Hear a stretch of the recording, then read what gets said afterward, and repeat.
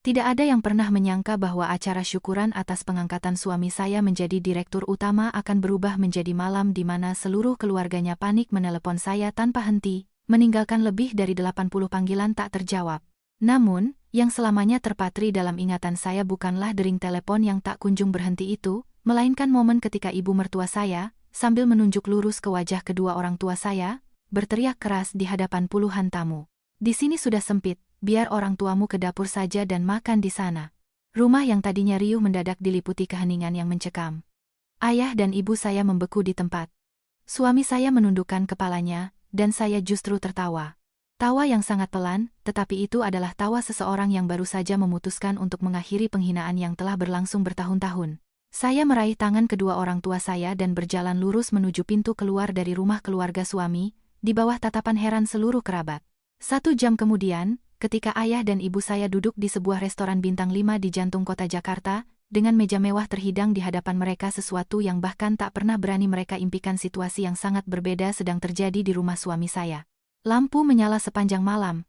Dering telepon bersahutan di seluruh rumah, sementara gema tangis dan teriakan memenuhi ruangan. Dan tepat sejak saat itulah, mereka mulai menyadari siapa orang yang seharusnya tidak pernah mereka hina. Sore itu, saya berdiri sangat lama di depan cermin. Gaun yang saya kenakan memang bukan dari desainer ternama, tapi ini baru. Saya memilih warna yang kalem, tidak terlalu mencolok, karena saya sangat sadar posisi saya di rumah ini, menantu yang ditoleransi, tetapi tidak pernah dihormati. Di ruang tamu, suara-suara ceria dan tawa sudah terdengar riuh. Hari ini, rumah keluarga suami saya lebih ramai dari biasanya. Meja-meja tambahan dipasang, dilapisi taplak baru berwarna merah marun. Seluruh lantai 1 dipenuhi dengan aneka hidangan. Di dinding tergantung sebuah spanduk besar. "Selamat untuk putra kami atas jabatan baru sebagai direktur utama." Suami saya, Bima, sang bintang utama acara, berdiri di tengah kerumunan dengan segelas minuman di tangan, tak henti-hentinya tersenyum. Siapapun yang memberinya selamat, ia akan mengangguk. Siapapun yang memujinya, ia akan tersenyum. Saya memandangnya dari kejauhan, dan hati saya tidak terasa gembira, tetapi juga tidak sedih, hanya sebuah perasaan hampa yang sulit diberi nama. Sekitar pukul 5 sore, kedua orang tua saya tiba. Saya sudah mengenali mereka dari gerbang. Ayah saya mengenakan kemeja batik lama yang warnanya sudah sedikit pudar, disetrika dengan sangat rapi, tetapi tetap tidak bisa menyembunyikan penampilannya yang sederhana, khas orang desa. Ibu mengenakan gamis berwarna cerah yang juga sederhana. Rambutnya disanggul rapi, dan di tangannya ia membawa sebuah keranjang anyaman berisi oleh-oleh dari kampung, sambal buatan sendiri, pisang dan mangga dari kebun, serta beberapa toples kue kering tradisional. Saya tahu, di dalam keranjang itulah seluruh ketulusan hati orang tua saya berada. Mereka berdiri sejenak di depan gerbang rumah suami saya, mengintip ke dalam dengan ragu, seolah takut salah melangkah masuk ke dunia yang bukan milik mereka. Saya bergegas menghampiri. "Bapak, Ibu, ayo masuk." Ibu mengangguk dengan senyum ramah, sementara ayah berdeham pelan, seolah berusaha menyembunyikan rasa canggungnya. Begitu mereka melangkahi ambang pintu, tatapan tajam ibu mertua saya, Ibu Retno, langsung menghujam mereka. Ia tidak perlu berkata apa-apa, saya sudah bisa merasakan semuanya. Tatapan itu menyapu orang tua saya dari ujung kepala hingga ujung kaki, berhenti sejenak pada keranjang oleh-oleh itu, lalu ia tersenyum dingin. "Oh, Besan, kok datangnya cepat sekali?" Suaranya tidak keras atau kasar, tetapi begitu dingin hingga membuat saya bergidik. Ibu saya menjawab dengan sopan, "Iya, Bu. Kami sengaja datang lebih awal, siapa tahu ada yang bisa dibantu." Ibu mertua saya mengibaskan tangannya. "Tidak usah, sudah banyak orang di sini. Datang cepat-cepat begini malah bikin repot saja, nanti mondar-mandir di tengah jalan." Setelah berkata demikian, ia berbalik, membiarkan orang tua saya berdiri kebingungan di tengah ruang tamu yang bising, di mana semua orang berpakaian mewah dan tertawa lepas. Saya menarik beberapa kursi agar orang tua saya bisa duduk sejenak di sudut ruangan. Namun, baru beberapa saat, ibu mertua saya kembali menghampiri. "Di meja utama sudah tidak ada tempat," katanya dengan nada final. "Di sana untuk para kolega penting dan kerabat dekat kita. Nah, di dapur sana ada tempat kosong. Kalian ke sana saja, lebih nyaman nanti." Saya terperangah. Dapur? Tempat para asisten rumah tangga menyiapkan makanan, tempat mereka hilir mudik. Di sanalah ia menyediakan tempat untuk kedua orang tua saya di hari yang begitu penting ini. Saya menoleh ke arah suami saya. Bima berdiri tak jauh dari sana dengan gelas di tangannya, menghindari tatapan saya. Ia tidak membantah, tidak membela kami. Ia hanya berbisik sangat pelan, begitu pelan hingga hanya saya yang bisa mendengarnya, "Anissa, jangan dibesar-besarkan, banyak orang." Kalimat itu terasa seperti tusukan pisau tumpul. Tidak tajam, tetapi mengiris sangat dalam. Ayah saya yang pertama kali bereaksi. Ia tersenyum kaku. "Tidak apa-apa nak, kami duduk di dapur juga tidak masalah." Ibu tidak berkata apa-apa. Ia hanya menundukkan kepala, memeluk keranjang oleh-olehnya erat-erat, lalu mengikuti ayah berjalan ke arah dapur. Saya memandangi punggung ayah yang sedikit membungkuk, dan tangan ibu yang gemetar sambil memegangi ujung baju ayah. Rasa sesak menyumbat kerongkongan saya. Pada saat itu, saya tiba-tiba sadar. Jika hari ini saya diam, maka sampai akhir hayat, orang tua saya akan selamanya menjadi orang dapur di mata keluarga suami saya. Saya berdiri di tengah ruang tamu yang riuh. Gelas-gelas berdenting, ucapan selamat dan tawa terus bersahutan. Tapi di telinga saya, hanya ada satu kalimat yang bergema, "Di sini sudah sempit." Dan tepat pada saat itulah, sebuah keputusan yang sunyi namun kokoh, telah dibuat di dalam hati saya. Dapur di rumah suami saya terletak di bagian belakang, dipisahkan dari ruang tamu oleh sebuah pintu kayu tua yang warnanya sudah memudar. Itu adalah tempat khusus untuk memasak, untuk para asisten rumah tangga, bukan untuk tamu. Dan hari ini, kedua orang tua saya didudukkan di sana, seolah-olah mereka adalah orang asing di perayaan yang juga dihadiri oleh putri mereka sendiri.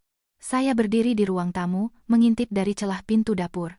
Ayah saya diam-diam meletakkan keranjang di sudut dan menarik kursi untuk ibu. Ibu menunduk, melipat kedua tangannya dengan rapi di atas pangkuan, menatap lantai keramik yang dingin. Mereka tidak mengeluh, tidak menyalahkan, hanya diam-diam menahan diri, seolah sudah terbiasa seumur hidup mengalah pada orang lain. Hati saya terasa sakit seperti diremas. Denting gelas di ruang tamu tidak kunjung reda. Seseorang dengan suara lantang memberi selamat pada suami saya. Direktur utama yang masih muda, masa depannya pasti cerah. Tawa menggema, dan tak ada seorang pun yang peduli pada dapur di belakang, sampai ibu mertua saya masuk ke sana. Ia berdiri di ambang pintu, melipat tangan di dada, dan menatap orang tua saya dari atas ke bawah dengan pandangan dingin. Dalam tatapan itu, tidak ada rasa ingin tahu atau canggung, yang ada hanyalah penghinaan yang tak terselubung. Duduknya merapat sedikit ke dinding, katanya. Suaranya tidak keras, tetapi cukup tajam untuk didengar semua orang di dapur. "Jangan duduk di tengah jalan begitu, menghalangi orang lewat." Ayah saya tergopoh-gopoh bangkit dan menggeser kursinya hingga menempel ke meja. Ibu pun buru-buru mengikutinya. Saya sudah tidak tahan lagi. Dengan langkah cepat, saya menghampiri mereka di dapur. "Ibu Retno, orang tua saya hanya..." Belum selesai saya bicara, ibu mertua saya berbalik dengan cepat, dan suaranya tiba-tiba melengking, terdengar hingga ke seluruh rumah. "Kamu mau bilang apa? Di sini sudah sempit, orang banyak, biar orang tuamu ke dapur saja dan makan di sana, memangnya kenapa?" Kalimat itu menyambar seperti petir di siang bolong. Saya bisa melihat dengan jelas bagaimana tangan ibu saya bergetar. Ia menggigit bibirnya begitu keras hingga pucat, matanya berkaca-kaca, tetapi ia menahan air matanya agar tidak tumpah. Ayah saya membeku, wajahnya menggelap, dan bahunya semakin terkulai. Di sekitar kami, beberapa kerabat menoleh. Ada yang pura-pura tidak mendengar, ada yang cepat-cepat membuang muka, dan ada pula yang tersenyum tipis, seolah sedang menonton adegan yang tidak ada urusannya dengan mereka. Saya menatap suami saya. Ia masih berdiri tak jauh dari sana, dengan gelas di tangannya, menyembunyikan pandangannya. Ketika saya menatap lurus ke arahnya, mengharapkan pembelaan, ia hanya sedikit mengerutkan kening dan merendahkan suaranya. "Anissa, jangan bikin keributan. Hari ini kan hari bahagia." "Hari bahagia?" Saya tersenyum sinis, tetapi tawa itu tercekat di tenggorokan. Bahagia untuk siapa? Untuk orang yang sedang dipuja-puji, atau untuk mereka yang duduk di meja utama dan makan sepuasnya? Sementara orang tua saya harus duduk di dapur seperti pelayan. Saya menarik napas dalam-dalam. Udara saat itu terasa begitu berat hingga saya bisa mendengar dengungan pelan dari exhaust fan di langit-langit dapur. Ibu mertua saya masih berdiri di sana dengan ekspresi kemenangan, seolah baru saja memberi pelajaran tentang sesuatu yang sudah seharusnya. Tepat pada saat itulah, saya memahami satu hal yang sangat jelas. Jika hari ini saya menelan penghinaan ini, maka seumur hidup, orang tua saya akan diperlakukan seperti ini. Saya memandang orang tua saya, lalu mengangkat kepala, dan seulas senyum tipis terukir di bibir saya. Senyum yang bahkan mengejutkan diri saya sendiri. Itu bukan senyum pasrah atau mengalah, melainkan senyum seseorang yang telah memutuskan untuk bangkit berdiri. Udara di dapur terasa semakin pengap. Aroma minyak, masakan panas, dan riuh pesta dari ruang tamu semuanya bercampur aduk, membuat saya merasa seolah berdiri di sebuah ruangan sempit yang menyesakan. Ibu mertua saya masih berdiri dengan tangan terlipat di dada, menatap dengan angkuh. Ia yakin, seperti sebelum-sebelumnya, saya akan diam, menelan ludah, dan menahan air mata demi meredakan konflik. Tapi kali ini, ia salah besar. Saya membungkuk dan meraih tangan ibu. Tangan itu kurus dan sedikit kasar karena kerja keras selama bertahun-tahun. Ketika saya menyentuhnya, ibu tersentak dan menatap saya dengan cemas. "Sudahlah, nak, tidak apa-apa." Ayah saya juga buru-buru berbisik, "Sama saja mau makan di mana, nak, jangan sampai jadi bahan omongan orang." Saya menatap mereka, dan dada saya terasa nyeri. Seumur hidup mereka berkorban untuk anak-anaknya. Seumur hidup mereka takut merepotkan orang lain. Dan hari ini, mereka dihina di depan mata saya, tetapi mereka masih memikirkan bagaimana caranya menjaga kedamaian demi putri mereka. Saya menggenggam tangan ibu lebih erat. "Bapak Ibu," kata saya, mengucapkan setiap kata dengan perlahan dan jelas, "hari ini, kita tidak akan makan di sini." Suara saya tidak keras, tetapi cukup untuk didengar oleh mereka yang berdiri di dekatnya. Salah satu kerabat menoleh. Suara-suara di ruang tamu mulai mereda. Ibu mertua saya terkejut sejenak, lalu mengerutkan kening.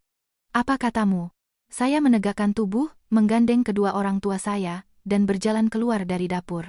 Seketika itu juga, kehidupan di ruang tamu seolah melambat. Denting gelas berhenti, obrolan mereda, dan semua tatapan penasaran, menghakimi, dan menunggu drama tertuju pada kami. Melihat saya hendak pergi, raut wajah suami saya langsung berubah. Ia bergegas menghampiri dan berdesis, "Kamu ini mau apa? Kita bisa bicara baik-baik, jangan buat aku malu di depan semua orang." Saya menatapnya, menatap lekat-lekat pria yang selama bertahun-tahun saya panggil suami, pria yang baru saja dipuja sebagai direktur, dan pria yang baru saja diam ketika orang tua saya diusir ke dapur. "Malu?" tanya saya dengan tenang. "Waktu kamu lihat orang tuaku diusir ke dapur, kamu tidak merasa malu?" Ia terdiam. Belum sempat ia menjawab, ibu mertua saya meninggikan suaranya. "Anissa, sandiwara apa yang kamu buat ini? Rumah ini penuh tamu. Kalau mau pergi, ya pergi saja nanti. Jangan bikin keributan di tengah-tengah acara." Saya berbalik menghadapnya, dan kali ini saya tidak mengalihkan pandangan. "Jangan khawatir, Bu Retno," suara saya tidak keras atau pelan, tetapi terdengar jelas di tengah keheningan yang tiba-tiba menyelimuti ruangan. "Saya tidak sedang membuat keributan. Saya hanya mau mengajak orang tua saya makan malam di tempat di mana mereka bisa duduk dengan layak." Di belakang saya, terdengar bisik-bisik. Seseorang bergumam, "Wah, dia benar-benar mau pergi?" Yang lain menggelengkan kepala, "Menantu macam apa, kurang ajar sekali." Saya tidak peduli. Saya membungkuk, mengambil keranjang oleh-oleh dari sudut, dan memberikannya pada ayah. "Pak, tolong pegang ini." Lalu saya menggandeng lengan ibu dan membawanya lurus ke arah pintu. Orang tua saya tampak bingung. Langkah mereka ragu-ragu. "Nak, mungkin sebaiknya tidak usah." Saya berbisik pelan agar hanya mereka yang mendengar, "Hari ini, percayakan saja semuanya pada saya." Ketika pintu rumah terbuka dan cahaya dari luar menerobos masuk, saya mendengar suara ibu mertua saya yang penuh amarah dari belakang. "Kalau kamu berani melangkah keluar dari pintu itu, jangan harap bisa kembali lagi." Saya berhenti sejenak, tanpa menoleh, hanya tersenyum tipis. Saya tahu, yang akan memohon untuk kembali bukanlah saya. Pintu tertutup di belakang kami tanpa suara bantingan yang keras. Tetapi di dalam jiwa saya, suara itu terdengar seperti penutup sebuah era-era kesabaran dan penghinaan yang telah berlangsung selama bertahun-tahun.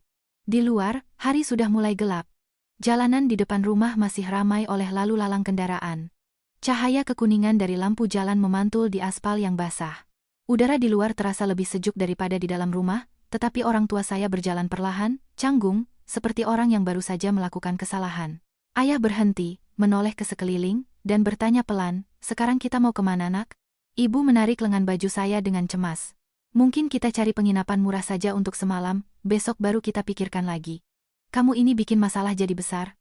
Nanti orang-orang bilang, kamu tidak tahu berterima kasih." Saya menatap mereka, dua orang yang seumur hidupnya sederhana, terbiasa dengan kekurangan, dan menahan diri hingga menganggap perlakuan semena-mena sebagai hal yang wajar. Saya tersenyum, tetapi suara saya terdengar tegas. "Tidak ada penginapan. Malam ini, saya yang traktir kalian makan malam." Ayah terkejut. "Di mana?" Saya tidak langsung menjawab. Saya mengeluarkan ponsel. Tangan saya terasa sangat tenang, tidak seperti yang mungkin dipikirkan oleh orang tua saya. Saya membuka daftar kontak, menggulir beberapa nama, dan berhenti pada sebuah nomor yang tersimpan dengan sangat sederhana. Saya menekan tombol panggil. Belum sampai 2 kali nada sambung berbunyi, seseorang di seberang sana menjawab.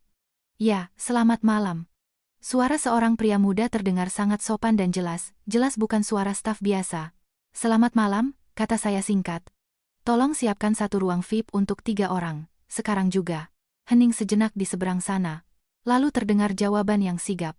Baik Bu, siap kami laksanakan. Kira-kira Ibu akan tiba dalam berapa lama? 30 menit dari sekarang. Baik. Ruang VIP akan siap. Kami tunggu kedatangan Ibu. Saya menutup telepon.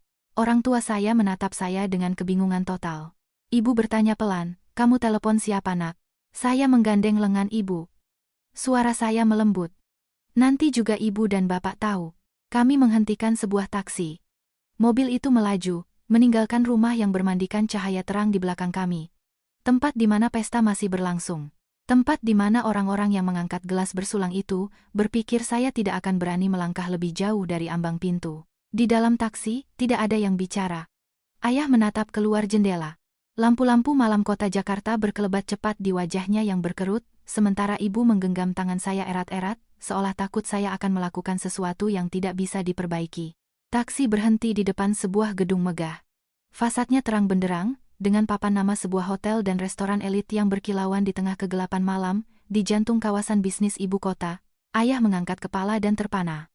Anissa. Mata Ibu terbelalak. Suaranya bergetar. Ini kan hotel bintang 5. Saya membayar taksi, membantu Ibu keluar, dan tersenyum. Iya, kita makan malam di sini. Orang tua saya berdiri ragu-ragu di depan pintu kaca otomatis yang transparan, di baliknya terlihat interior yang mewah, pelayan berseragam necis, dan para tamu yang elegan. Nak, kamu tidak salah tempat, kan?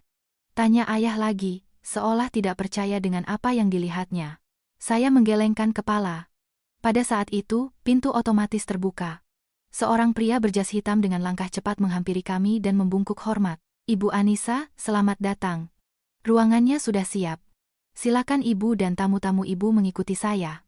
Sapaan penuh hormat itu membuat orang tua saya terkejut. Ibu menatap saya dengan campuran rasa takut dan heran. Mereka kenal kamu? Saya hanya tersenyum dan, sambil menggandeng tangan mereka, membawa mereka masuk. Saat itu juga, ponsel di dalam tas saya mulai bergetar.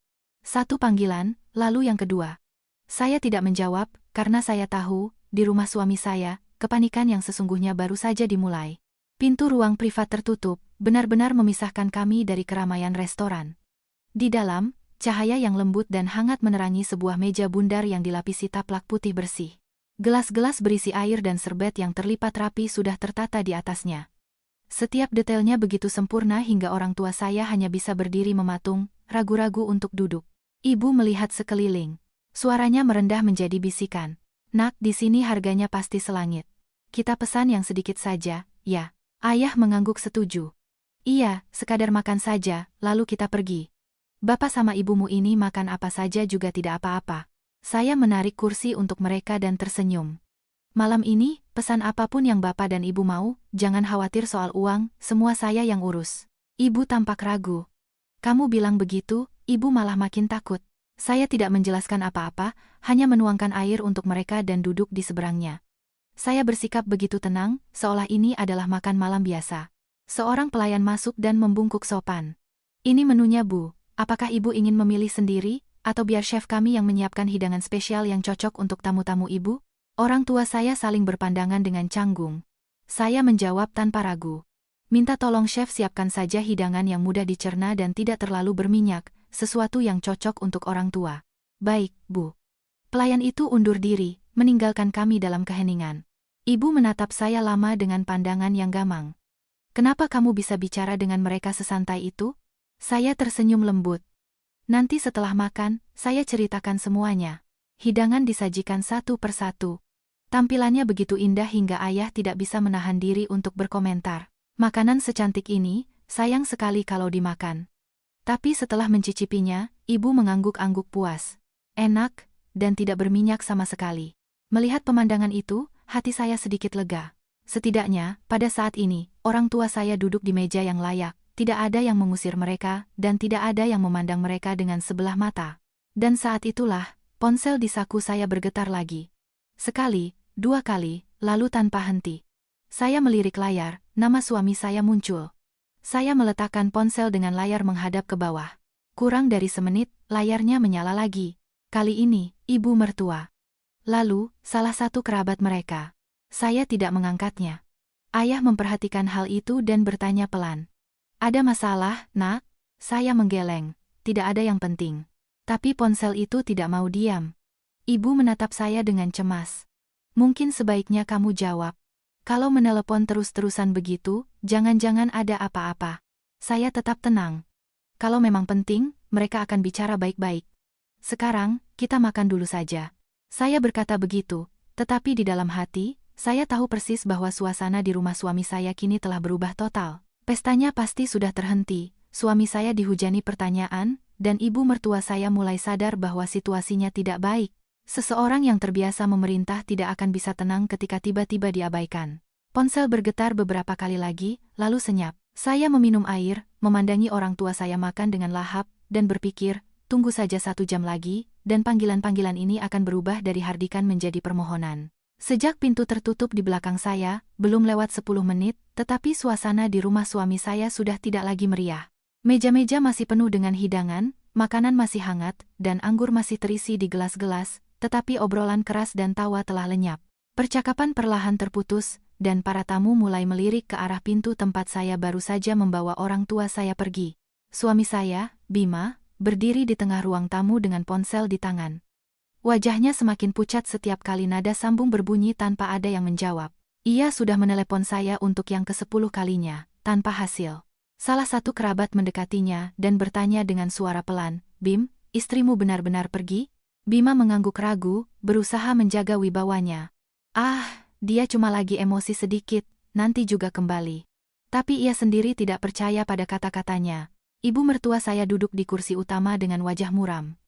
Ia meletakkan gelasnya dengan keras di atas meja hingga menimbulkan bunyi ketukan kering. Dasar tidak sopan, katanya, tidak bisa menyembunyikan kekesalannya. Pergi begitu saja di tengah-tengah acara, orang tuanya juga dibawa. Tidak punya malu sama sekali. Seorang bibi ikut menimpali.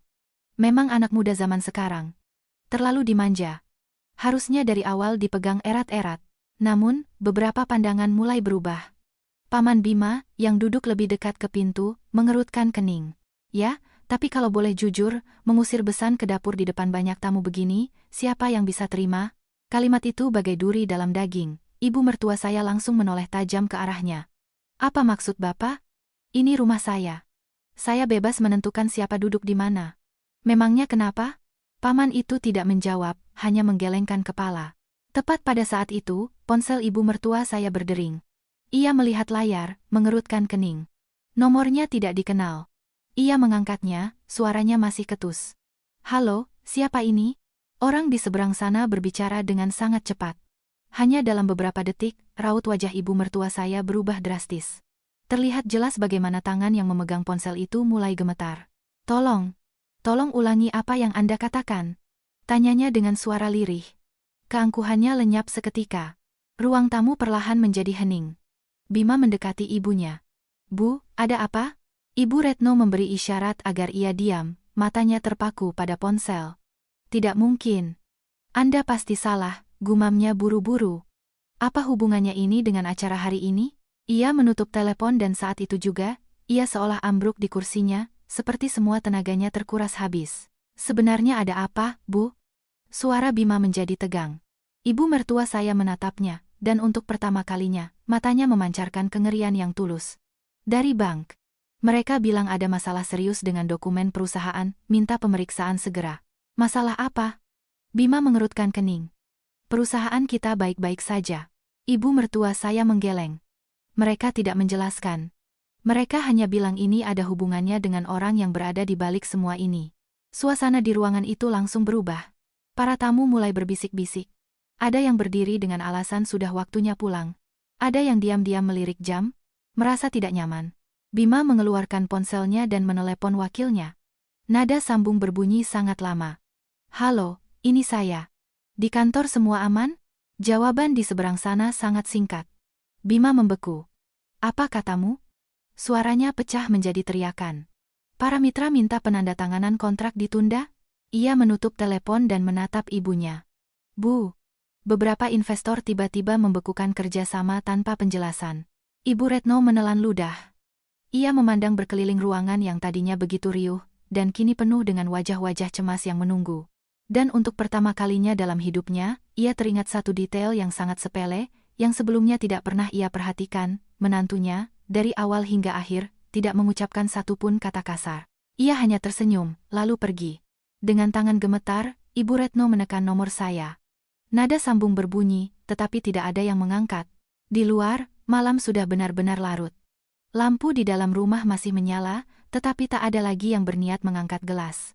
Makanan mulai dingin, anggur yang belum habis diminum teronggok sepi di dalam gelas. Beberapa tamu sudah pulang dengan berbagai alasan, sisanya duduk gelisah, menunjukkan kekhawatiran yang jelas. Bima terduduk lemas di sofa, memegang ponselnya dengan kedua tangan. Begitu satu panggilan ditolak, ia langsung menekan nomor saya lagi. Tidak ada jawaban. Ia melihat riwayat panggilan, 15, 20, 30 panggilan, tidak ada reaksi. Ibu Retno mondar-mandir di ruang tamu. Langkahnya lebih panik dari biasanya. Ia tidak lagi duduk angkuh di kursi utama, tidak lagi memberi perintah atau kritik. Wajahnya pucat, bibirnya terkatup rapat. Hubungi dia, tuntutnya. Dalam suaranya, bukan lagi amarah yang terdengar, melainkan kepanikan. Apapun caranya, Bima terus menelepon. Ketika penghitung panggilan menunjukkan angka 50, ia benar-benar panik. Bu, suaranya bergetar. Dia tidak pernah mematikan ponsel atau mengabaikanku seperti ini sebelumnya. Kalimat itu membuat ibu mertua saya berhenti melangkah. Ia tiba-tiba sadar. Sejak hari pertama saya masuk ke rumah ini, saya tidak pernah meninggikan suara, tidak pernah membantah, dan tidak pernah membuat keributan karena alasan apapun. Tapi hari ini, saya pergi dengan sangat tegas, tanpa air mata, tanpa histeris, dan tanpa menoleh ke belakang. Ponsel ibu mertua saya berdering lagi. Ia terlonjak, tapi itu bukan saya, melainkan kerabat dekatnya. Suara di telepon terdengar ketakutan. Retno, aku baru ditelepon dari perusahaan mitra. Mereka bertanya apa yang terjadi di tempat kalian. Katanya mereka sedang meninjau ulang semua kontrak dengan perusahaanmu. Ibu mertua saya kembali terduduk. Apa maksudnya meninjau ulang? Aku juga tidak tahu persis, jawab kerabat itu. Hanya dibilang ada instruksi dari atas. Atas mana lagi? Bentak Ibu Retno karena kebiasaan, tetapi jawaban yang ia terima membuatnya membeku. Retno, atas yang tidak bisa kita sentuh. Ponsel itu jatuh dari genggaman Ibu Retno. Salah satu kerabat yang melihatnya bertanya dengan hati-hati, ada masalah serius? Ia menelan ludah dan menggelengkan kepala. Belum tahu. Aku belum tahu. Tapi di dalam hatinya, ketakutan yang belum pernah ia rasakan sebelumnya mulai merayap. Saat itu, Bima sudah menelepon hampir 80 kali. Ia menatap angka di layar, dan tangannya gemetar. Bu, bagaimana kalau? Bagaimana kalau Anissa tidak sesederhana yang kita kira? Pertanyaan itu terdengar sangat pelan, tetapi di tengah keheningan ruangan, gaungnya terdengar sangat jelas. Ibu mertua saya tidak berteriak atau marah. Ia terdiam lama, lalu meraih ponselnya dan menekan nomor saya sendiri. Kali ini tanpa keangkuhan sedikit pun. Ketika setelah nada sambung yang panjang saya tidak menjawab, ia meninggalkan pesan suara. Suaranya terdengar jelas bergetar. Anissa, nak, kembalilah, kita bicara baik-baik, semua bisa diselesaikan, ibu mohon. Setelah mengirim pesan itu, ia menatap ke ruang kosong. Untuk pertama kalinya dalam hidupnya, ia menyadari satu hal yang mengerikan. Ada orang-orang yang wajah aslinya baru akan kau kenali saat mereka diam-diam berbalik pergi, dan kau sadar telah menghina orang yang salah. Makan malam kami hampir selesai. Ayah bersandar di kursi dan menghela napas lega, sebuah pemandangan langka baginya. Ibu tidak lagi melihat sekeliling dengan cemas. Ia duduk tegak, menyantap makanannya dengan anggun. Saya memandangi mereka, dan hati saya terasa sedikit lebih ringan. Setidaknya, malam ini mereka bisa merasa tenang. Saya mengambil ponsel. Layarnya menyala. 80 panggilan tak terjawab. Nama suami saya mendominasi hampir seluruh riwayat panggilan. Diselingi oleh nomor ibu mertua, kerabat, dan beberapa kontak tak dikenal. Saya tidak terkejut sama sekali. Saya meletakkan ponsel kembali di meja. Melihat hal itu, ibu bertanya pelan. Sudah ditelepon berkali-kali. Kamu benar-benar tidak mau menjawab? Saya tersenyum sangat lembut. Belum waktunya, Bu. Pada saat itu, ponsel bergetar lagi. Kali ini, saya tidak membalikkannya. Melihat sebuah nama singkat di layar, saya berdiri. Permisi, saya harus menjawab telepon ini. Saya berjalan keluar ke balkon kecil yang terhubung dengan ruang VIP. Angin malam yang sepoi-sepoi membawa aroma bunga dari taman restoran. Saya menekan tombol jawab. Ya, ya. Di seberang sana, terdengar suara tenang dan tidak tergesa-gesa dari seorang pria paruh baya. Apakah semuanya baik-baik saja, Bu? Saya menjawab lugas. Ya, semua berjalan sesuai rencana. Pria itu terdiam beberapa detik. Di sana mereka sudah mulai panik, pihak bank terus menelepon, para mitra menangguhkan kerjasama. Saya hanya bergumam pelan. Seberapa jauh ibu ingin kami melangkah? Tanyanya. Saya menatap ke dalam melalui kaca, ke arah orang tua saya. Mereka sedang mengobrol pelan. Ibu tersenyum, senyum tulusnya yang jarang terlihat. Saya berkata perlahan, tidak perlu sampai ke titik ekstrem. Cukup buat mereka sadar bahwa apa yang mereka miliki saat ini bukanlah sesuatu yang bisa mereka perlakukan seenaknya. Saya mengerti, jawab orang di seberang sana. Kapanpun dibutuhkan, ibu tinggal bicara. Saya menutup telepon. Tanpa banyak kata, saya kembali ke meja.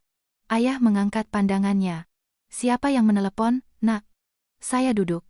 Teman. Ibu menatap saya lama, lalu mengajukan pertanyaan yang telah mengganggunya sejak kami melangkahkan kaki ke restoran ini. Anissa, sebenarnya apa yang sedang kamu lakukan? Saya terdiam sejenak, lalu menjawab pelan agar hanya mereka yang mendengar. Saya tidak melakukan hal yang jahat, Bu. Saya hanya tidak akan membiarkan siapapun lagi memandang rendah bapak dan ibu.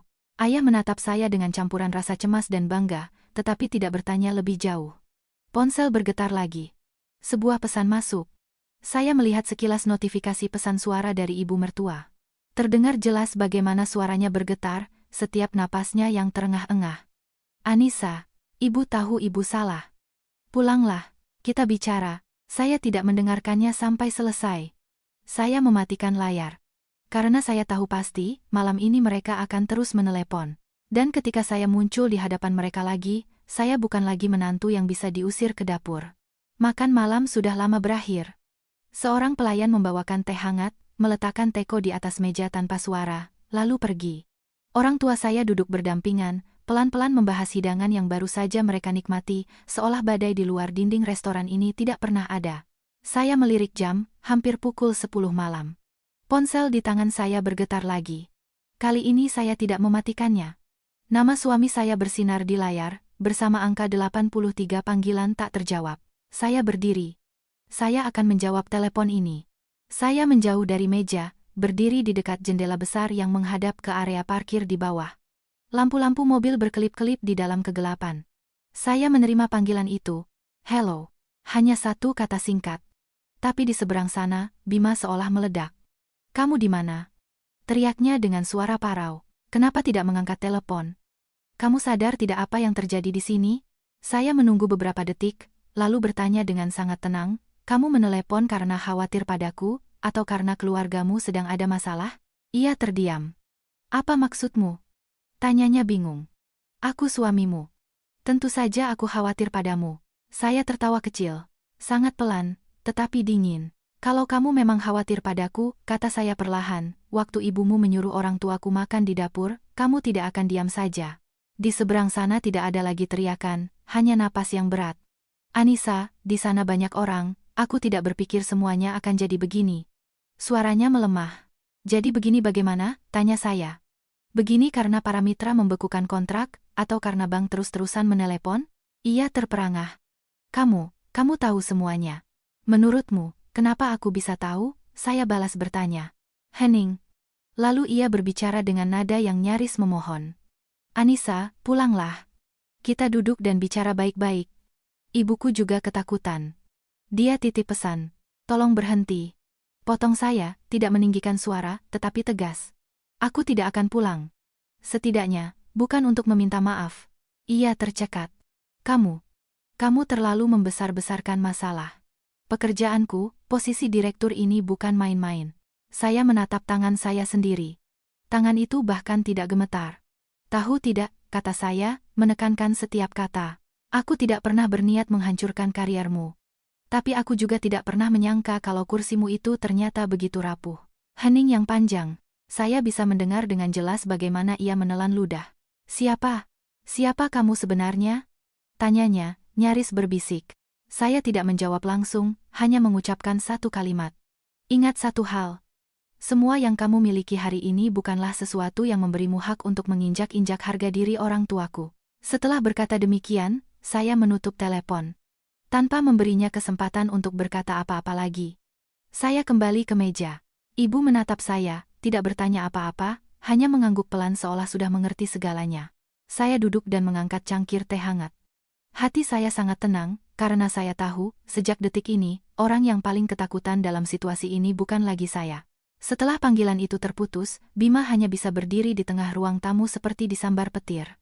Tidak ada yang berani bicara. Ibu mertua saya duduk kaku di kursinya, jari jemarinya saling bertaut erat. Ia tidak lagi mondar-mandir, tidak lagi berteriak atau melontarkan komentar sinis. Di wajahnya, untuk pertama kalinya, terpancar perasaan yang benar-benar baru, takut kehilangan. Ia yang pertama kali angkat bicara, dengan suara serak. Dia bilang tidak akan kembali. Bima mengangguk. Ibu Retno menatap lantai parket yang mengkilap, tempat yang baru beberapa jam lalu dipenuhi tawa. Tak ada yang ingat lagi bagaimana pesta itu berakhir, tapi kini rumah itu terasa begitu kosong dan menakutkan. Kamu bilang apa lagi padanya? Tanyanya pelan. Aku sudah bilang, jawab Bima. Tapi dia sudah sangat berbeda, Bu. Ini tidak seperti kemarahan perempuan biasa. Ibu mertua saya memejamkan mata. Salah satu kerabat dekat dengan ragu-ragu menyarankan, mungkin sebaiknya kita sendiri yang datang ke rumah Besan dan minta maaf. Bagaimanapun, hari ini kita sudah keterlaluan. Beberapa jam yang lalu, Ibu Retno pasti akan langsung membantah ucapan seperti itu. Tapi sekarang, ia tidak marah. Ia hanya menghela napas berat. Minta maaf. Aku takut sekarang tidak sesederhana itu lagi. Semua orang saling berpandangan. Apa maksudmu, Retno? Tanya seorang bibi. Ibu mertua saya ragu sejenak, lalu berkata perlahan, waktu orang bank menelepon tadi, mereka menyebut satu nama. Ruangan itu menjadi senyap-senyap, nama yang tidak pernah kusangka akan kudengar lagi. Bima mengangkat kepala. Nama siapa, Bu? Ibu Retno menelan ludah. Suaranya merendah nyaris menjadi bisikan. Mereka bertanya, apakah istrimu punya hubungan dengan orang-orang yang menyelamatkan perusahaan kita beberapa tahun lalu? Udara di ruangan itu seolah membeku. Bima tertegun, orang-orang yang menyelamatkan perusahaan? Salah satu paman yang lebih tua mengerutkan kening. Retno, kamu bicara apa? Bukankah cerita itu sudah lama selesai? Ibu mertua saya membuka matanya. Di dalamnya terpancar kecemasan. Justru karena kupikir sudah selesai, aku jadi lengah. Ia menoleh pada putranya. Kamu ingat waktu perusahaan kita diambang kebangkrutan? Waktu itu kamu belum jadi direktur. Utang menumpuk, bank mengancam akan menyita semua aset. Bima mengangguk. Tentu saja ingat. Kalau saja waktu itu tidak ada yang menjadi penjamin, kita pasti sudah jatuh miskin. Dan kamu tahu siapa mereka? Tanya ibunya. Ia menggeleng. Tidak, mereka tidak pernah muncul. Tanda tangan dokumen lewat pengacara, lalu menghilang. Ibu mertua saya tersenyum pahit. Benar. Dan hari ini, orang bank itu bertanya padaku, apakah menantuku adalah orang yang berhubungan dengan pihak itu. Keheningan yang mencekam menyelimuti ruang tamu. Salah satu kerabat menghela napas. Tidak mungkin. Lihat saja penampilannya. Dia kan perempuan biasa. Justru karena dia terlihat biasa, jawab ibu mertua saya dengan suara gemetar, aku jadi tidak pernah memperhatikannya. Bima ambruk di kursi. Potongan-potongan teka-teki di kepalanya mulai menyatu. Ketenangan Anissa, senyumnya sebelum pergi, telepon dari bank, penolakan para mitra, dan kata-kata terakhirnya di telepon. Ia berbisik, kalau itu memang benar dia. Ibu mertua saya menatap putranya, dan untuk pertama kalinya dalam hidupnya, ia tidak berani meninggikan suara. Besok, katanya, kamu harus cari di mana dia. Bukan untuk memerintah atau menyalahkan, tapi untuk bicara baik-baik. Ia berhenti sejenak, lalu menambahkan dengan suara pecah, karena kalau kita memang sudah menghina orang yang salah, harga yang harus kita bayar akan jauh lebih mahal daripada sekadar pesta yang rusak. Pada saat yang sama, di sebuah kamar sunyi di Hotel Bintang 5, saya sedang menuangkan teh untuk orang tua saya. Di rumah suami saya, badai baru saja dimulai, dan saya tahu persis, apa yang akan mereka hadapi hanyalah sebagian kecil dari kebenaran. Keesokan paginya, saya bangun sangat awal. Sinar matahari pagi menembus tirai tipis, menerangi kamar yang luas namun sunyi. Orang tua saya masih tertidur. Ibu berbaring miring, tangannya di dada, napasnya teratur. Ayah menghadap ke jendela, bahkan dalam tidurnya ia mempertahankan posisi waspada yang sama seperti seumur hidupnya. Saya bangkit, menuang segelas air, dan menatap mereka lama. Saya tahu, hari ini akan menjadi hari yang berbeda. Sekitar pukul 8 pagi, ponsel saya bergetar. Bukan nomor suami saya, bukan nomor tak dikenal, melainkan sebuah pesan singkat. Anissa, aku ada di lobi. Aku mohon ingin bertemu denganmu dan orang tuamu. Setelah membacanya, saya tidak menjawab. Saya kembali ke kamar tidur dan membangunkan orang tua saya dengan lembut.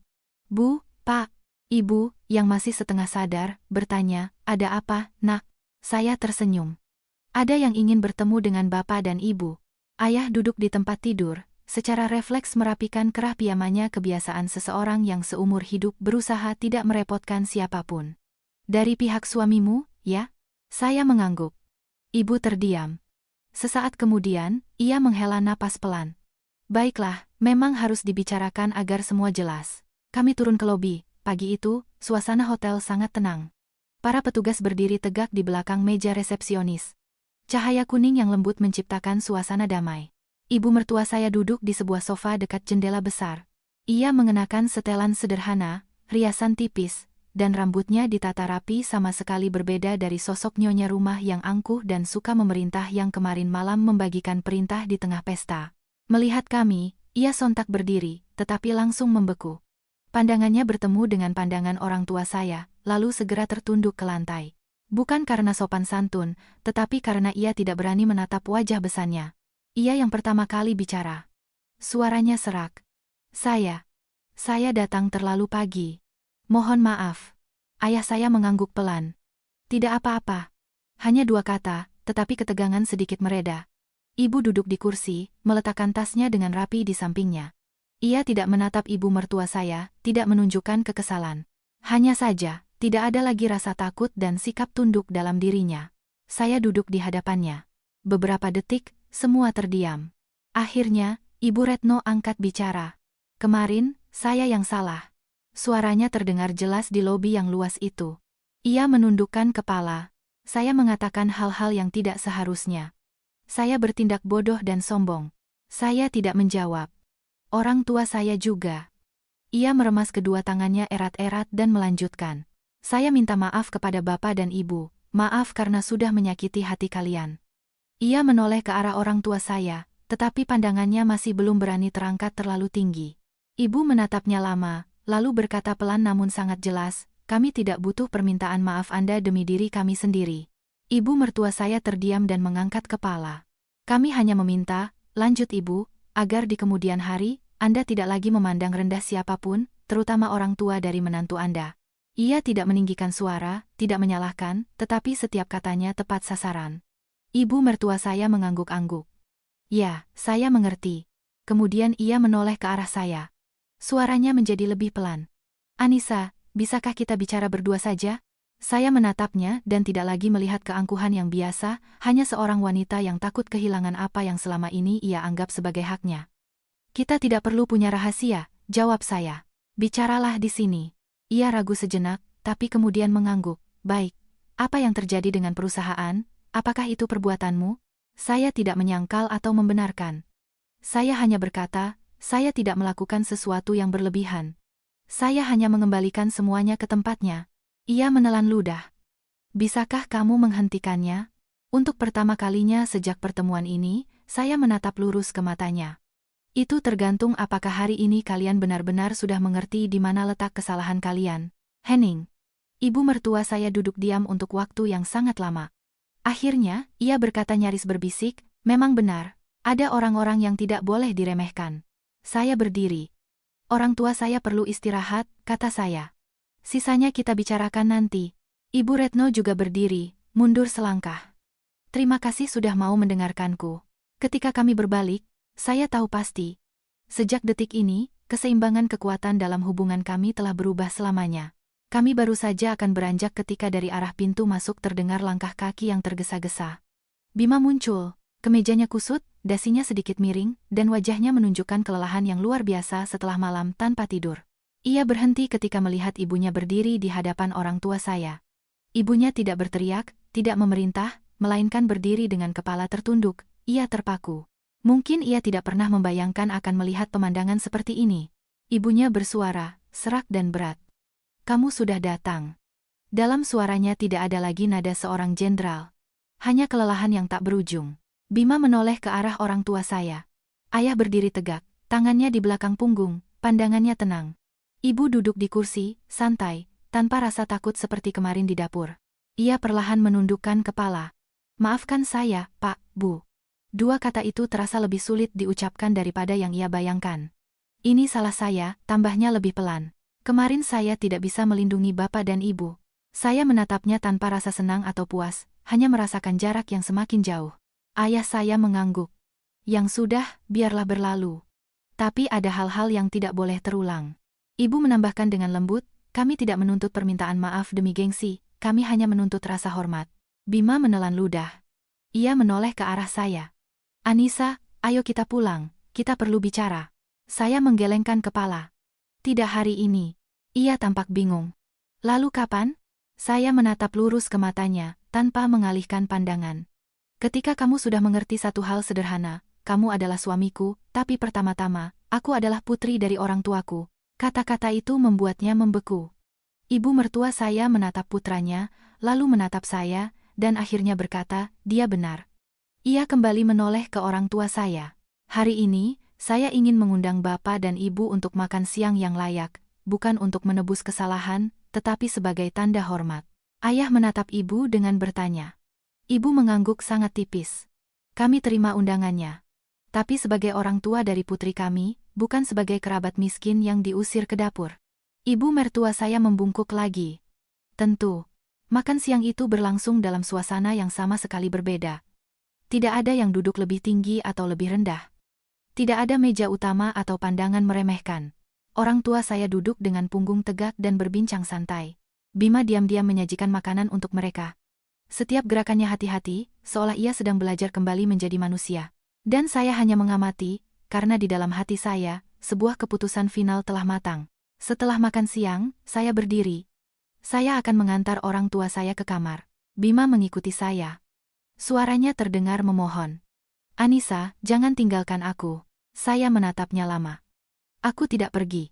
Aku hanya tidak akan pernah kembali ke posisiku yang dulu. Ia mengerti.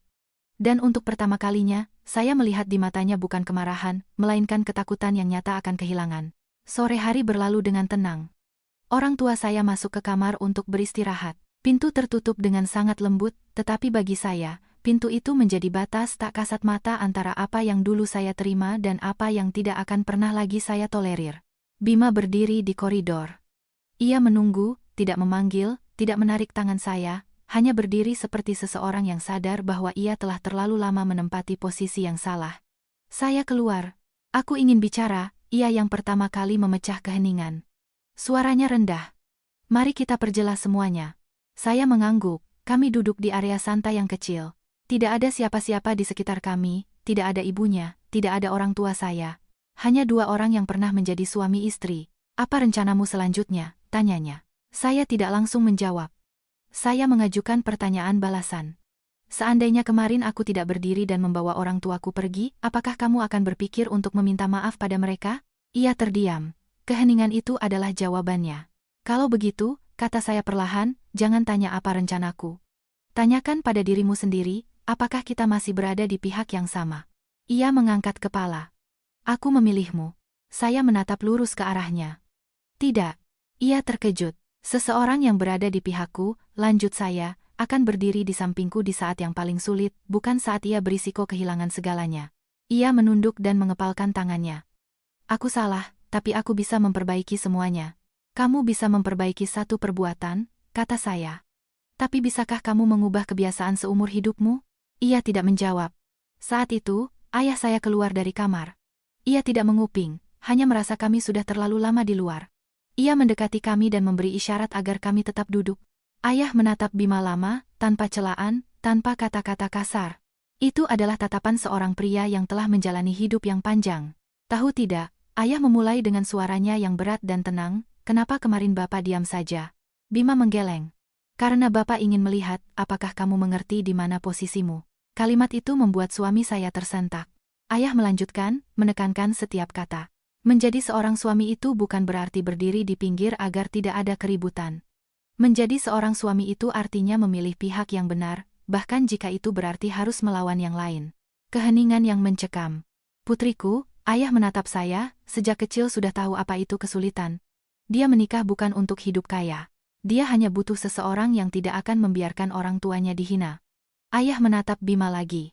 Kalau kamu bisa melakukan itu, keluarga ini punya masa depan. Kalau tidak, ia berhenti sejenak, lebih baik berpisah dari sekarang. Itu yang terbaik untuk kalian berdua. Bima tidak berkata apa-apa. Sangat lama ia terdiam, lalu ia berdiri dan menundukkan kepalanya dalam-dalam.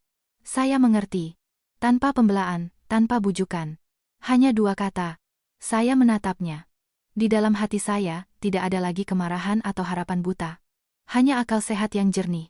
Saya menoleh pada ayah. Terima kasih, Pak. Ayah mengangguk. Sambil melangkah pergi, saya sadar betul, setelah hari ini, tidak ada lagi yang akan sama. Tapi justru karena itulah, saya bisa melangkah maju dengan kepala tegak. Malam itu, saya duduk sendirian di dekat jendela. Di bawah, lampu-lampu kota Jakarta mulai menyala, kehidupan terus berdenyut. Hanya saja, bagi saya, sebuah babak baru telah dimulai. Bima berdiri di belakang saya, menjaga jarak. Kamu sudah memikirkannya baik-baik? Tanyanya dengan suara lelah namun tulus. Saya tidak menoleh. Aku sudah memikirkan semuanya sejak saat kamu diam saja di dapur. Ia mengepalkan tangannya, aku bisa berubah, aku akan membelamu. Aku akan bicara terus terang pada ibu. Saya berbalik dan menatapnya. Tanpa amarah, tanpa celaan. Saya hanya sudah tidak lagi percaya padanya. Kamu benar, jawab saya. Kamu bisa berubah. Tapi aku tidak mau membangun pernikahanku di atas penantian, apakah kamu akan berani membelaku atau tidak? Ia membeku. Kamu mau bercerai? Saya mengangguk mantap. Aku pergi bukan karena kamu kaya atau miskin, kata saya dengan tenang. Aku pergi karena aku tidak mau seumur hidup mengajari orang lain untuk menghormati orang tuaku. Ia terduduk lemas di kursi, dan akhirnya, dengan suara serak, ia berkata, aku kalah. Ia kalah bukan karena kekurangan kuasa atau uang. Ia kalah karena terlalu lama memilih pihak yang salah. Keesokan paginya, saya mengajak orang tua saya sarapan. Kali ini tidak ada yang berjalan di depan. Tidak ada yang duduk di belakang. Hanya kami bertiga, tertawa dan mengobrol pelan, seperti sebuah keluarga yang sesungguhnya. Ibu menatap saya dan bertanya hati-hati, kamu sedih? Saya menggeleng. Saya hanya menyesal karena sudah terlalu lama menahannya. Ayah menepuk bahu saya. Tahu kapan harus pergi, itu juga sebuah kekuatan. Di belahan kota yang lain, keluarga suami saya mulai membayar harga atas perbuatan mereka, tanpa keributan, tanpa skandal. Tapi itu sudah cukup untuk membuat mereka mengerti. Apa yang mereka anggap kokoh, ternyata rapuh seperti kaca. Ibu mertua saya menelepon untuk yang terakhir kalinya. Anissa, ibu tidak berani memintamu kembali, katanya dengan lelah. Ibu hanya minta, jangan simpan dendam. Saya menjawab dengan sangat lembut. Saya tidak menyimpan dendam. Tapi saya juga tidak akan kembali. Panggilan itu terputus. Saya mematikan ponsel. Saya memandangi orang tua saya yang berjalan santai di depan. Dua sosok yang telah melewati hampir seluruh hidup mereka bersama. Dan untuk pertama kalinya, mereka berjalan di samping putri mereka tanpa harus menundukkan kepala. Saya tahu, mulai hari ini, saya tidak lagi butuh status sebagai istri orang untuk membuktikan nilai saya. Dan orang tua saya tidak akan pernah lagi harus duduk di dapur, oleh siapapun mereka diundang. Malam itu, saya tidak bisa tidur. Bukan karena sedih atau menyesal. Hanya saja, di kepala saya, potongan-potongan kenangan melintas perlahan, begitu jelas seolah saya baru pertama kali memiliki ketenangan untuk melihat semuanya dari kejauhan, tanpa lagi mencoba membenarkan siapapun. Di tengah keheningan kamar, jam dinding berdetak ritmis. Orang tua saya sudah tidur sejak sore. Tidur mereka pulas dan tenang, tidak seperti hari-hari sebelumnya. Saya tahu, sejak mereka meninggalkan rumah itu, beban mereka menjadi jauh lebih ringan, meskipun mereka tidak mengatakannya. Saya duduk di dekat jendela, menatap cahaya gedung-gedung pencakar langit di kejauhan. Gedung-gedung yang berkilauan, orang-orang yang selalu terburu-buru, semua itu pernah membuat saya berpikir bahwa saya harus bersabar demi menjaga citra, agar tidak terlihat lebih buruk dari yang lain, agar sesuai dengan status sebagai menantu. Tapi sekarang saya sadar, semua itu tidak ada artinya jika dibandingkan dengan harga diri orang tua saya. Saya teringat malam itu. Ayah yang membeku di dapur, ibu yang menundukkan kepala, dan suami saya yang diam. Keheningan itu tidak keras, tetapi melukai lebih dalam dari teriakan manapun. Luka yang paling sakit bukanlah apa yang dikatakan oleh penghina, melainkan kebisuan dari mereka yang seharusnya membelamu. Saya bertanya pada diri sendiri. Seandainya hari itu saya tidak bangkit, seandainya saya juga memilih untuk diam, di mana orang tua saya akan duduk 10 atau 20 tahun dari sekarang? Di dapur? Atau di sudut gelap di mana tak ada yang akan memperhatikan mereka? Saya menghela napas dalam-dalam. Untuk pertama kalinya, saya mengerti dengan sangat jelas bahwa saya tidak kalah. Sebaliknya, saya baru saja melepaskan diri dari kehidupan di mana saya harus meminta izin untuk dihormati. Keesokan paginya, ketika sinar matahari memenuhi ruangan, saya bangun dengan perasaan yang sama sekali berbeda. Tidak ada kepanikan, tidak ada rasa sesak di dada, hanya sebuah kelegaan yang aneh. Seolah saya baru saja melepaskan beban sangat berat yang telah saya pikul begitu lama hingga saya tidak lagi menyadarinya. Ayah sedang menyeduh teh, ibu menyiapkan sarapan kegiatan yang sangat biasa. Tapi dalam pemandangan itu, saya melihat sesuatu yang tidak pernah saya perhatikan sebelumnya. Orang tua saya bergerak lebih lambat, dan mereka tidak lagi takut. Ibu menatap saya dan bertanya pelan, "Kamu tidak menyesal, kan?" Saya menggeleng, bahkan tanpa berpikir. "Tidak, Bu." Ibu terdiam sejenak, lalu mengangguk. "Syukurlah." Hanya satu kata. Tapi saya mengerti, itu adalah jawaban bukan hanya untuk saya, tetapi juga untuk tahun-tahun di mana ia bersabar demi putrinya. Saya kembali ke kamar dan menyalakan ponsel. Satu pesan yang belum terbaca dari mantan suami saya. Sangat singkat. "Maafkan aku karena terlambat mengerti." Saya menatap kata-kata itu lama, lalu mematikan layar. Bukan karena benci, melainkan karena saya tahu, ada permintaan maaf yang bisa menyembuhkan jika diucapkan tepat waktu. Jika terlambat, ia hanya akan menjadi kata-kata perpisahan. Dan bagi saya, cerita ini sudah berakhir. Rumah baru kami tidak besar. Sebuah apartemen biasa di lingkungan yang tenang dan hijau. Di pagi hari, terdengar kicauan burung. Di sore hari, sinar matahari menembus dedaunan pohon di bawah jendela. Bukan tempat untuk dipamerkan kepada siapapun. Tetapi begitu melangkahi ambang pintu, saya tahu, di sini orang tua saya akan bisa bernapas lega. Di hari pindahan, ibu dengan teliti mengelap setiap sudut.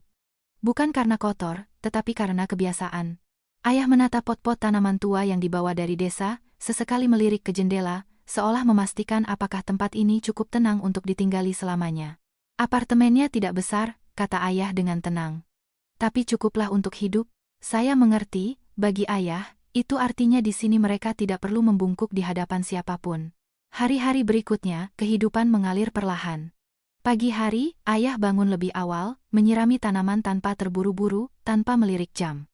Terkadang ia berdiri lama, mengamati daun hijau yang baru mekar, dan tersenyum pada pikirannya sendiri. Ibu memasak bukan untuk mengejar waktu kedatangan seseorang, dan tidak khawatir ada yang akan berkomentar masakannya terlalu asin atau kurang matang. Ia memasak seperti yang biasa dilakukan keluarga kami. Terkadang ia memasak sesuatu yang sangat sederhana, tapi tetap memanggil saya ke meja, takut karena sibuk bekerja saya lupa makan. Suatu hari saat makan siang, ibu tiba-tiba berkata, "Sudah lama sekali rasanya ibu tidak makan sampai terasa lega begini di tenggorokan." Saya terdiam. Ayah meletakkan sendoknya, menatap ibu lama, dan mengangguk. "Iya, sudah lama."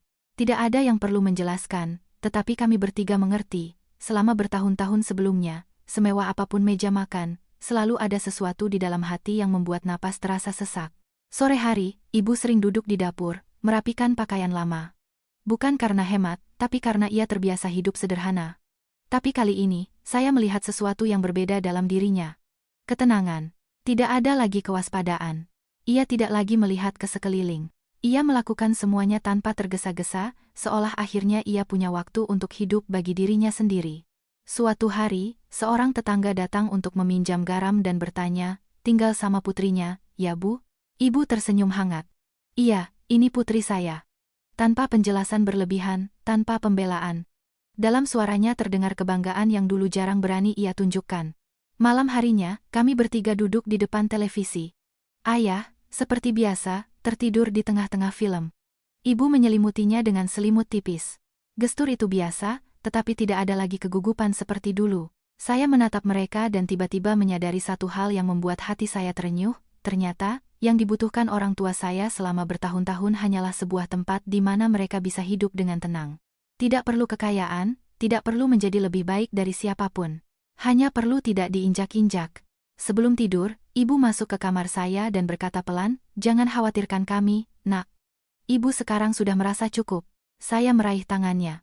"Maafkan saya, Bu, karena sudah membuat Bapak dan Ibu menahan diri begitu lama." Ibu menggelengkan kepala. Bukan salahmu. Kita saja yang sudah terlalu lama diam. Malam itu saya berbaring, mendengarkan angin berdesir di luar jendela. Hati saya sangat damai. Saya tahu, meskipun di depan masih banyak hal yang harus diselesaikan, setidaknya, orang tua saya tidak akan pernah lagi harus duduk di dapur di rumah orang lain. Dan bagi saya, itu saja sudah cukup untuk disebut sebagai sebuah kemenangan. Sejak hari itu, keluarga suami saya tidak lagi mencoba membuat keributan. Tidak ada rentetan telepon, tidak ada ultimatum, dan tidak ada lagi yang berani berkata, paling nanti juga merangkak kembali. Semuanya terjadi dalam keheningan total, tetapi justru keheningan itulah yang paling menyiksa. Mantan suami saya mulai datang ke kantor lebih siang dari biasanya. Tidak ada lagi kepercayaan diri dan ketajaman bisnis dalam dirinya. Rapat-rapat yang berlarut-larut, wajah yang selalu muram, dan momen-momen ketika ia berdiri lama menatap ponselnya, seolah menunggu sesuatu yang tidak akan pernah kembali. Jabatan direktur utama masih di tangannya, tetapi kekuasaannya telah hilang. Para investor kenalan mulai berinteraksi dengannya dengan hati-hati. Ada yang mencari alasan untuk menunda kesepakatan, ada yang membatalkan pertemuan. Acara-acara sosial yang dulu selalu ramai kini hanya dihadiri segelintir orang dan semua bersikap jauh lebih formal. Ibu mertua saya yang pertama kali menyadari perubahan ini. Ia tidak mengatakan apa-apa, tapi saya tahu ia mengerti alasannya. Suatu siang, ia datang ke kantor putranya. Bukan untuk memarahi, tetapi untuk mengajukan satu pertanyaan pelan. Kamu masih berhubungan dengannya? Bima menggeleng. Ibu Retno duduk di kursi, menatap keluar jendela. Suaranya menjadi sangat berat. Dulu ibu pikir dia diam karena dia lemah. Ia tersenyum pahit. Ternyata, orang yang paling pendiam adalah yang paling berbahaya, terutama ketika mereka sudah tidak perlu bicara lagi. Bima tidak menjawab. Ia juga sudah menyadarinya. Makan malam keluarga berikutnya di rumah besar itu menjadi sangat sepi. Tidak ada lagi yang bicara keras, tidak ada yang pamer. Obrolan tentang uang dan status lenyap, digantikan oleh jeda-jeda hening yang panjang dan canggung. Suatu kali, salah satu kerabat jauh tidak bisa menahan diri dan bertanya, bagaimana kabar mantan menantu itu sekarang?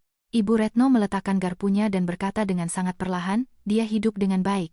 Hanya 3 kata, tetapi tidak ada lagi yang berani bertanya. Semua mengerti, terkadang, fakta bahwa seseorang hidup dengan baik adalah jawaban yang paling berat bagi mereka yang pernah mengharapkannya jatuh. Di pihak saya, semuanya tenang. Bukan karena tidak ada masalah, tetapi karena tidak ada lagi yang berhak menceritakannya pada saya. Malam itu, ketika kami duduk bersama orang tua saya, ibu bertanya, keluarga itu tidak mengganggumu lagi? Saya menggeleng. Tidak, Bu. Ayah mengangguk dan berkata perlahan, berarti mereka sudah mengerti. Saya menatapnya. Mengerti apa, Pak? Bahwa tidak semua yang diam itu pasrah. Tidak semua kesabaran berarti tidak punya harga diri, dan tidak semua keluarga bisa diinjak-injak tanpa konsekuensi. Malam itu saya tidur nyenyak. Untuk pertama kalinya dalam waktu yang lama, saya tahu pasti, hidup saya telah benar-benar berjalan di jalur yang berbeda. Kehidupan kembali normal, tanpa kebisingan, tanpa gejolak. Semuanya kembali ke tempatnya. Pagi hari, kami berjalan-jalan di taman dekat rumah. Ayah suka menyusuri jalan setapak yang dinaungi pohon-pohon rindang. Ibu memperhatikan lapak-lapak sayuran di sepanjang jalan. Obrolan mereka adalah tentang hal-hal sederhana. Lihat, daun-daunnya sudah mulai menguning. Sayur asam kemarin rasanya pas. Bagi saya, itu adalah suara terindah di dunia. Saya kembali bekerja. Tidak ada lagi yang bertanya saya istri siapa. Tidak ada yang menatap dengan pandangan menghakimi. Saya bekerja mengandalkan kemampuan saya sendiri, mengambil keputusan tanpa bersembunyi di balik bayang-bayang siapapun, dan pulang dari kantor dengan perasaan bahwa saya tidak lagi memainkan peran orang lain. Seorang rekan kerja dengan penasaran bertanya, Anissa, kamu tidak mau menjelaskan sesuatu, biar orang-orang tahu siapa kamu sebenarnya. Saya tersenyum. Cukup aku sendiri yang tahu siapa diriku. Karena ketika kau hidup dengan bermartabat, penjelasan akan datang dengan sendirinya, atau menjadi tidak perlu sama sekali. Suatu sore, seorang teman lama mengirim pesan, ku dengar kamu banyak berubah. Saya menatap baris kalimat itu lama. Berubah? Saya tidak merasa berubah. Saya hanya tidak lagi membiarkan diri saya di pojokan.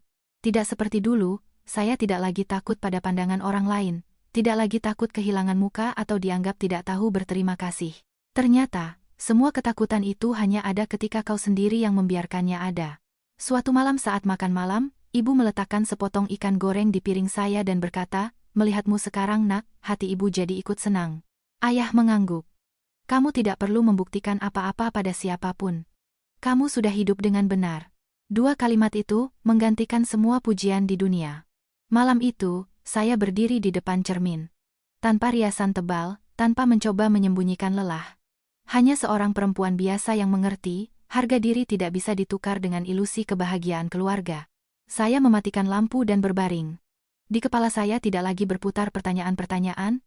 Bagaimana jika, atau seandainya. Yang ada hanyalah keyakinan mutlak. Dalam hidup ini, saya tidak akan pernah lagi menoleh ke belakang untuk meminta tempat di bawah matahari kepada siapapun. Dan begitulah saya memulai hidup baru saya. Malam itu, gerimis turun. Bukan hujan deras, melainkan rinai tipis yang menenangkan debu jalanan dan meredakan hiruk-pikuk kota. Saya berdiri di dapur, mendengarkan tetesan air mengetuk jendela, dan hati saya terasa damai. Makan malam kami sangat biasa. Sayur sop yang masih panas, perkedel jagung, dan sambal terasi. Makanan sederhana yang ibu masak dengan mata terpejam. Ia tidak perlu bertanya apakah ada yang suka atau tidak. Ia hanya memasak untuk keluarganya. Ayah duduk di meja lebih dulu, menata sendok dan garpunya dengan rapi. Ibu meletakkan panci di atas meja dan berkata pelan, "Ayo makan." Tidak perlu menunggu siapapun, tidak perlu melirik ke arah siapapun. Kami makan malam diiringi suara gerimis, hanya dipecah oleh denting pelan sendok di piring. Saya memandangi orang tua saya, punggung ayah yang tegak, senyum ibu yang tulus dan tenang, dan tiba-tiba saya sadar, inilah pemandangan yang sejak awal berusaha saya lindungi.